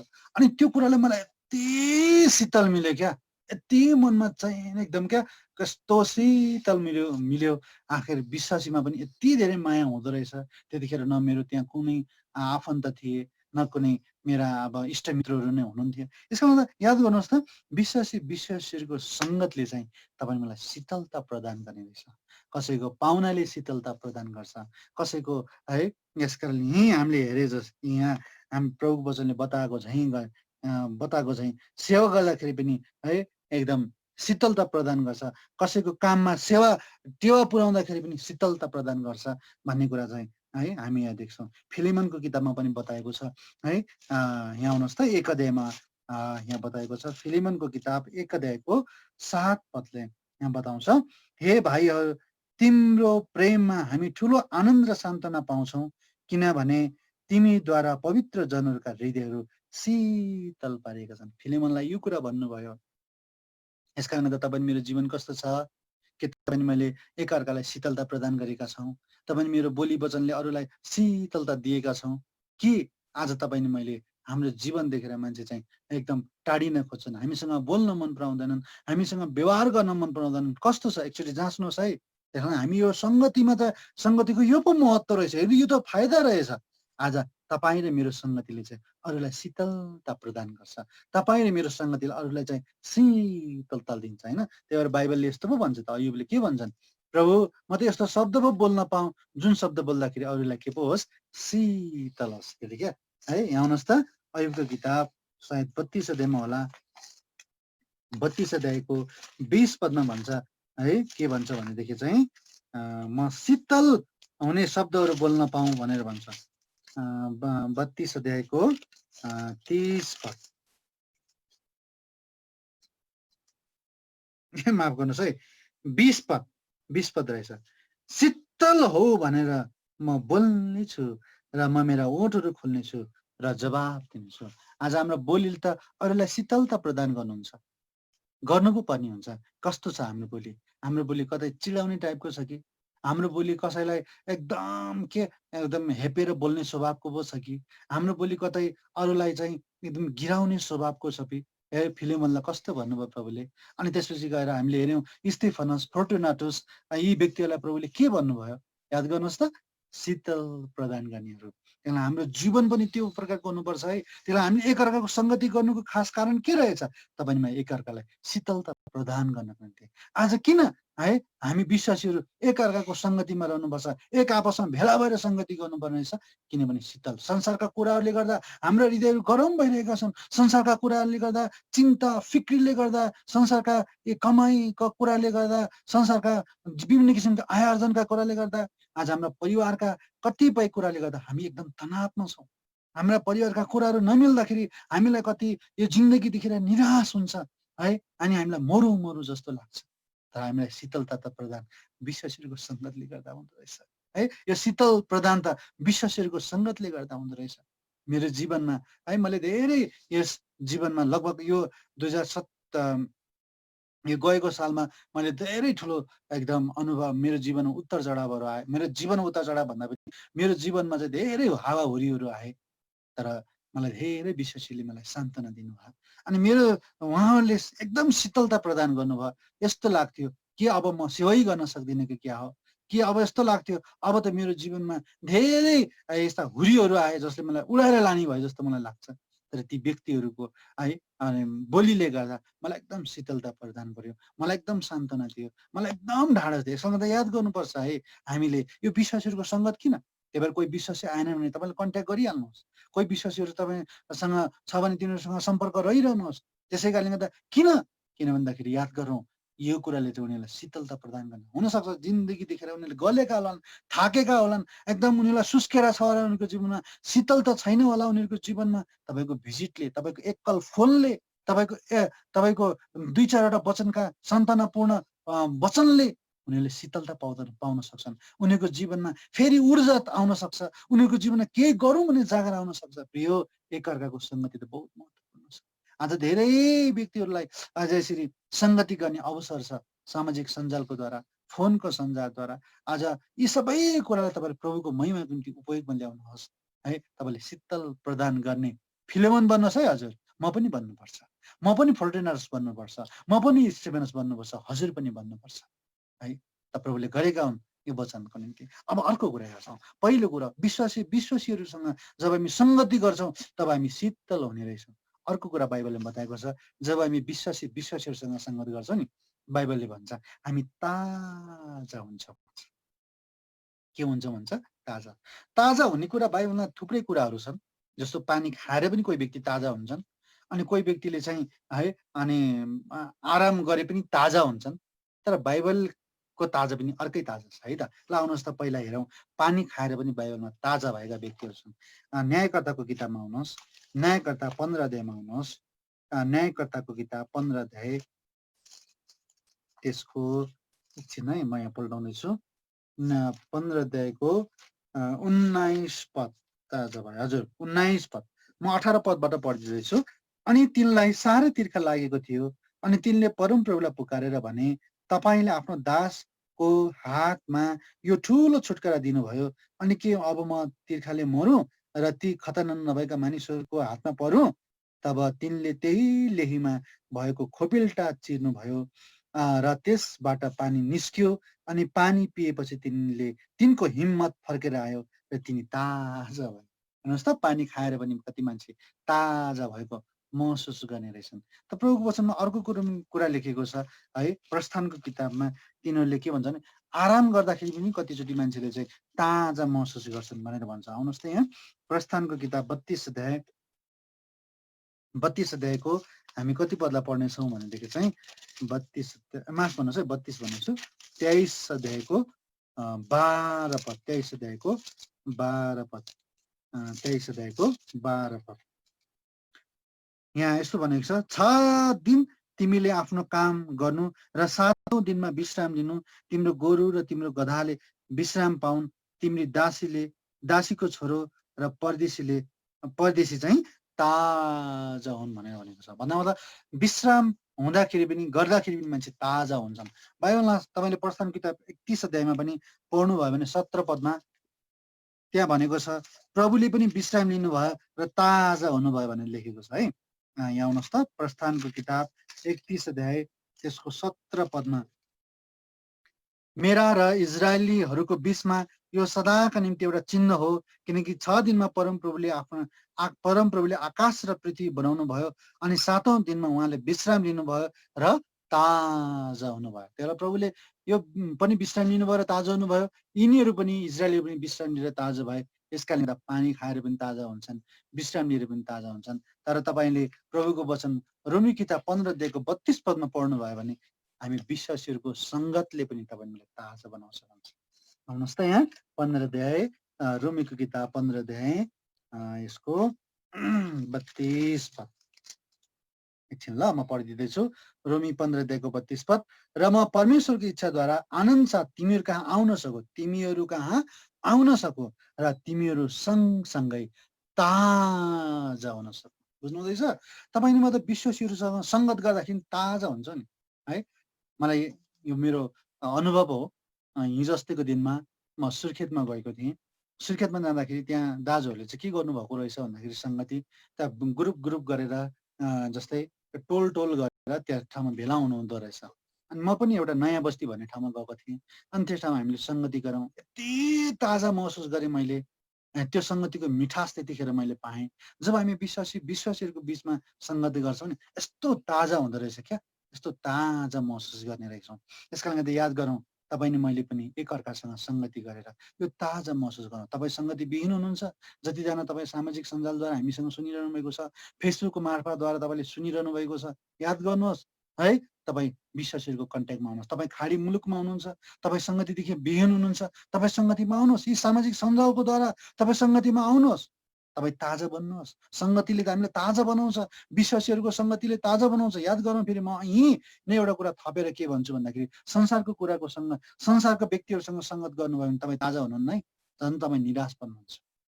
जस्तो एक कोरोनाको सम्बन्धमा हेर्नुहोस्, जब तपाईँले प्रभुको वचन सुन्नुहुन्छ तब तपाईँ उत्साहित बन्नुहुन्छ, प्रभुमा बन्न जान्नुहुन्छ। जब तपाईँले संसारको कुरा सुन्नुहुन्छ, कोरोनाका कुरा सुन्नुहुन्छ, ला मरिने पो हो कि क्या हो, अब त कमाएर पनि त के गर्ने भन्ने जस्तो तपाईँको सोच हुन्छ। किन तपाईँले धेरै अर्काको कुरा सुन्नुभयो भने तपाईँको जीवनमा तपाईँले ताजा होइन, झन् तपाईँले जीवनलाई थकाउनुहुन्छ, गलाउनुहुन्छ है। यो कुरा चाहिँ महत्त्वपूर्ण कुरा छ। र अब अर्को कुरा, हामी पहिलो कुरा हेऱ्यौँ, जब हामी एकअर्काको सङ्गतिमा हुन्छौँ तपाईँले मैले शीतलता पाउँछौँ। दोस्रो कुरा हेऱ्यौँ, हामी ताजा हुन्छौँ। अब हामी तेस्रो कुरा हेर्नेछौँ, जब हामी एकअर्काको सङ्गतिमा लाग्छौँ त बाइबलले भन्छ तिमीले सान्त्वना पाउँछौ भन्छ। दोस्रो कोरिन्थी किताबमा आउनुहोस् 7 अध्यायमा आउनुहोस्। दोस्रो कोरिन्थी किताब 7 अध्यायमा आउनुहोस्। 5 पदबाट पढिदिँदैछु, कृपया ध्यान दिएर सुनिदिनुहोस्। किनकि जब हामी मेसोडोनियामा आयौँ तब हाम्रो शरीरले कुनै चैन पाएन रे है, कुनै चैन पाएन। तर हामी चारैतिर सङ्कष्टबाट पर्यौँ, बाहिर लडाइँहरू थिए, भित्र डर थिए रे। त्यसो भए तापनि निराशामा परेकाहरूलाई सान्त्वना दिनुहुने परमेश्वरले तितसको आगमनद्वारा हामीलाई सान्त्वना दिनुभयो। त्यही भएर हेर्नुहोस् त, तितसको आगमनद्वारा चाहिँ सान्त्वना पाएको कुरा देख्छौँ। खास त दिने त परमेश्वर हुनुहुन्छ, तर यहाँ व्यक्तिद्वारा पनि सान्त्वना पाएका छन्। अनि 7 पदमा लेखेको छ, उनको आगमनले मात्र होइन तर त्यस सान्त्वनाले पनि जुन सान्त्वना उनले तिमीहरूको बीचमा पाएका थिए। हेर्नुहोस् त, यो तितसले फेरि तिमीहरूको बीचबाट पाएका थिए भनेर यहाँ लेखेको छ। याद गर्नुहोस् त, तितसले अरूबाट सान्त्वना पाएछ, त्यो सान्त्वना फेरि पाएको सान्त्वना फेरि पावलहरू आउँदाखेरि पावलले पनि तितसद्वारा सान्त्वना पाए। हेर्नुहोस् त, पावलले तितसद्वारा सान्त्वना पाए, तितसले अरूद्वारा सान्त्वना पाए। त्यही भएर हामी विश्वासीहरू पनि के रहेछौँ, एका दुसरासँग जब हाम्रो सङ्गत हुन्छ नि, हामीले एकले अर्काले सान्त्वना पाउँदै गरेको हुन्छौँ। यो चाहिँ तेस्रो। अब अर्को कुरा हामी हेर्छौँ, बाइबलले के भन्छ भनेदेखि चाहिँ रोमीको किताबमा यो कुरा बताएको छ। 15 अध्यायमा आउनुहोस् त, जब हामी एक अर्कासँग हाम्रो सङ्गत हुन्छ नि, त्यस पछाडि चाहिँ हाम्रो के हुन्छ, हामी तृप्ति हुन्छौँ भन्छ है। 15 अध्यायमा आउनुहोस्, रोमीको किताब 15 अध्याय, रोमीको किताब 15 अध्यायको 24 पद। जब म स्पेनको यात्रा गरौँला तब तिमीहरू कहाँ आउनेछु, किनकि मेरो यात्रा तिमीहरूसँगलाई भेट्ने र तिमीहरूको सङ्गतिद्वारा पहिले केही मात्रामा तृप्ति भएपछि तिमीहरूद्वारा त्यहाँसम्म पुर्याइने आशा गर्दछु। ध्यान दिनुहोस् है यो कुरा, मेरो यात्रामा तिमीहरूलाई भेट्ने र तिमीहरूको सङ्गतिद्वारा पहिले केही मात्रामा तृप्ति भएपछि भन्छ। त्यसो विश्वासीहरूको सङ्गतिद्वारा पनि हामी तृप्ति हुने रहेछौँ। संसारलाई हामीले खानै पर्छ भन्ने छैन, मतलब भोकै बस्नुपर्छ भन्ने कुरा पनि होइन मेरो। तर कुरा के रहेछ भन्दाखेरि जुन तृप्ति चाहिँ जुन हाम्रो भोजनले दिँदैन, त्यो तृप्ति त विश्वासीको सङ्गतिले पनि मलाई दिने रहेछ। यसमा विश्वासीहरूको जब सङ्गति गर्छौँ नि, जीवन नै सन्तुष्ट हुन्छ है। मलाई कति भाइहरूले भन्छन् है, दाजुहरूले पनि भन्नुहुन्छ, भाइ ल है तपाईँहरूसँग तपाईँ आउनुभयो हाम्रो घरमा, एकदम भिजिट गरिदिनु भयो, धेरै राम्रो, धेरै एकदम उनीहरूले तृप्ति पाएको महसुस गर्छन् क्या। कुनै एकजना बहिनीले यहाँ एउटा लेखमा भनेकी थिइन् है, जब उनको घरमा मृत्यु आयो गरे, चारैतिर विश्वासीहरूलाई फोन गरियो अरे, अनि कोही विश्वासीहरू पनि जान सकेनन् गरे त्यस ठाउँमा। तर त्यतिखेर चाहिँ एकजना दाजु चाहिँ त्यस ठाउँमा पुग्नु भयो गरे क्या। अनि त्यो पुग्दाखेरि चाहिँ तिनले एकदम तृप्ति भएको महसुस गरिन्। अरे अभावमा पनि, त्यस्तो बेलामा पनि कोही नपुग्दाखेरि साँच्चै नै सबै कुछ पाएको जस्तो लागेको थियो उनलाई भन्थिन् क्या। त्यस कारणले गर्दा हामी एका दुसरासँग सङ्गति गर्दाखेरि, जब हामी पर्सनल कन्ट्याक्ट गरेर उनीसँग जब भेटेर हामी सङ्गति गर्छौँ नि, यो त्यस कुराले पनि हामीलाई तृप्ति दिँदो रहेछ। त्यस कारण तिमीहरूको सङ्गतिद्वारा केही तृप्ति भएपछि तेरो मन सन्तुष्ट हुन्छ प्रिय। यो कुरा बहुत महत्त्वपूर्ण छ। त्यस कारणले गर्दा मैले तपाईँलाई 4वटा कुरा बताएँ। शीतलता प्रदान गर्छ, अनि हामी ताजा बन्दछौँ, सान्त्वना हामीले पाउँछौँ, अनि हामी तृप्ति हुन्छौँ। त्यसो भन्दा एका दुसराको सङ्गतिमा हामी बनिन नछोडौँ। तपाईँ हामी जसरी लागिरहेको छौँ, भलै यो कुरामा अब यसले अझ उग्र रूप लियोस् अथवा झन् यो जटिल बन्दै जाओस्, केही छैन है। अथवा यो सेलाएर फेरि हामी एका ठाउँमा भेला हुनु परोस्, केही छैन। जो भए पनि, जस्तो भए पनि, जस्तो परिस्थिति आए तापनि प्रिय, हामी एका दुसरासँग सङ्गति गर्न नछोडौँ। हामी सामाजिक सञ्जालमा जोडेर भए पनि सङ्गति गर्न नछोडौँ।